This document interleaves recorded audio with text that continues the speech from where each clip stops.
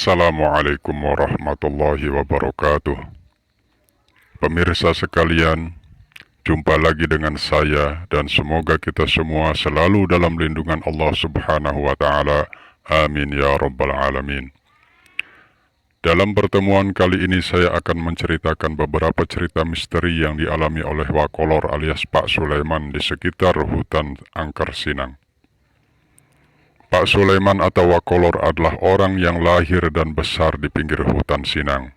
Setiap hari bekerja di ladang dan sawah sekitar hutan. Ada kalanya malam hari bekerja pada pabrik gula untuk memburu tikus di ladang tebu, atau mencari binatang lain yang bisa dijual, atau sekedar untuk mencari lauk makan. Beliau bercerita, pada suatu malam di musim kemarau saya keluar seorang diri mencari burung puyuh dan membawa lampu petromak. Saya berjalan di sebelah barat bendungan Bubur Gadung, sebelah barat hutan Sinang. Setelah lewat jam 12 malam, burung puyuh yang saya dapatkan baru 5 ekor. Tiba-tiba saya melihat ada perumahan yang saling berhadap-hadapan dengan bentuk yang sama. Warna cat juga sama, semua berwarna hijau, dan di depan setiap rumah terdapat lampu penerangan. Dalam benak saya sadar kalau perumahan milik pabrik gula adanya di wilayah yang bernama Balok Kuyang. Tapi saya tidak curiga sama sekali. Karena haus dan lupa membawa air minum, saya mengucapkan salam pada salah satu rumah. Dan dari dalam rumah, seorang perempuan cantik menjawab, "Waalaikumsalam." Dan secara serentak pula setiap orang yang ada di dalam rumah keluar untuk menengok, untuk melihat siapa tamu yang datang. Dan yang membuat saya heran semuanya perempuan cantik. Dalam benak saya, apakah mereka ini tidak ada yang bersuami? Lalu saya berkata kepada tuan rumah yang saya tuju, "Maaf Mbak Yu, saya kehausan dan minta minum." Lalu sang tuan rumah mempersilahkan saya masuk dan memberi segelas air minum. Setelah saya minum, ia berkata, "Kalau mau istirahat, silahkan berbaring di kamar ini dan lampunya letakkan saja di atas meja. Dan ini bantalnya. Sebelum berbaring, saya memompa dulu lampu petromak sampai anginnya penuh. Setelah itu saya letakkan di atas meja, dan saya pun membaringkan tubuh saya yang memang sudah lelah. Kemudian langsung terlelap tidur pulas. Tiba-tiba saya mendengar letupan suara lampu petromak yang mati karena kehabisan angin. Saya pun bangun dan kaget. Ternyata malam sudah berganti pagi. Saya seperti bermimpi, tapi saya tidak mimpi. Ternyata saya tidur di bawah rumpun bambu kuning yang berduri. Bantal yang semula saya gunakan begitu nyaman, begitu empuk, ternyata akar pohon jati. Dan meja tempat saya meletakkan lampu petromak adalah pokok pohon jati yang telah ditebang. Saya pun lari terbirit-birit sambil membawa lampu petromak dan burung puyuh 5 ekor yang telah saya dapatkan. Peristiwa itu telah lama sekali, tapi saya masih merinding bila menceritakannya. Dan sampai saat ini, saya kapok bila malam ngobor lagi ke tempat tersebut. Selang waktu yang lama, saya ngobor belalang bersama 2 orang teman. Sesampainya di lokasi kami berpencar. Teman-teman ke arah selatan hutan Sinang, sementara saya mengambil posisi di pojok hutan Sinang. Di situ saya mendapati belalang sangat banyak. Tentu saya sangat senang.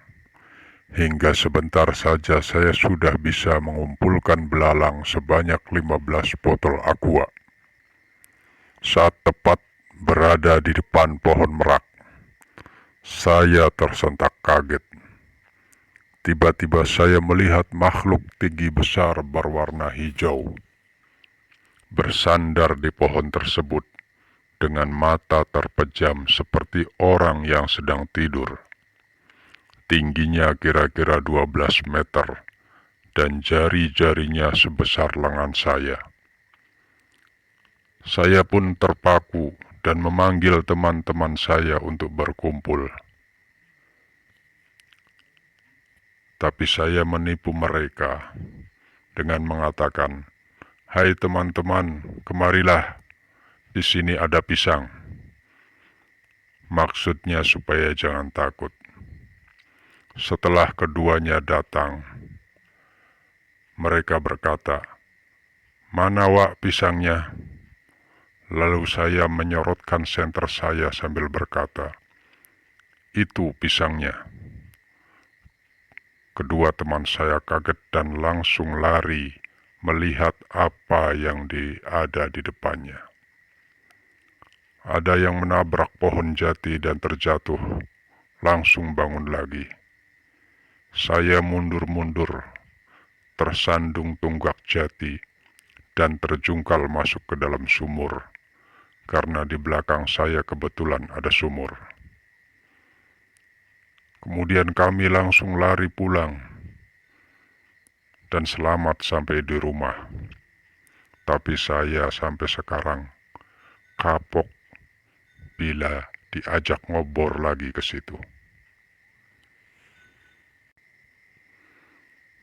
Pada malam yang lain, saya ngobor belut di sungai.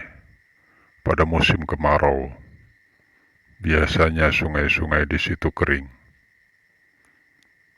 Saya melihat ekor belut berwarna kuning kemerahan atau oranye seukuran jari tangan di pinggir sungai. Saya senang sekali karena menemukan belut yang besar. Lalu saya cari kepalanya untuk dibacok.